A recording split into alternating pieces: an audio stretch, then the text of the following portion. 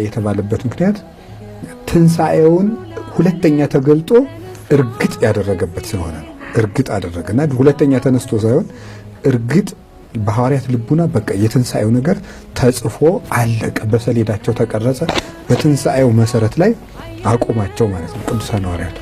እና ከዛ በኋላ እንግዲህ ቤተክርስቲያን የረፍት ጊዜ ትሰጣለች። አሁን ሰው እንዳይበላ ታደርጋለች፣ ያ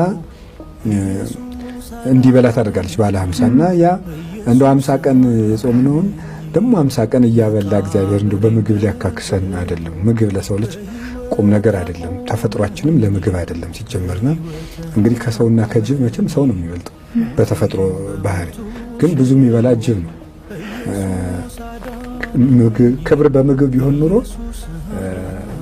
ለጅብ በልጦናል ማለት ነውና ግን የሰው ልጅ ምግብ ክብሩ ምግብ ስላልሆነ ነው እንስሳት በምግብ የሚበልጡ እና ብዙ ምን እንደ ባለ 50 የምንበላበት ምክንያት እረፍት ሲሰጠን ነው ጌታ። እረፍት ውስጥ ትገባላችሁ፣ በእኔ ትንሣኤ እረፍት ታገኛላችሁ ነው እንጂ የምግብ ካሳ ለመካስ አይደለም። እና ባለ 50ንም እንድንጠግብበት እንደዚህ እንድንልበት ሳይሆን ፍጹም እረፍት በእኔ ትንሣኤ መንግስተ ሰማያት ውስጥ ታገኛላችሁ ለማለት ነው እንጂ እንድንበላ እንድንጠጣ እንደው ብዙ ሰው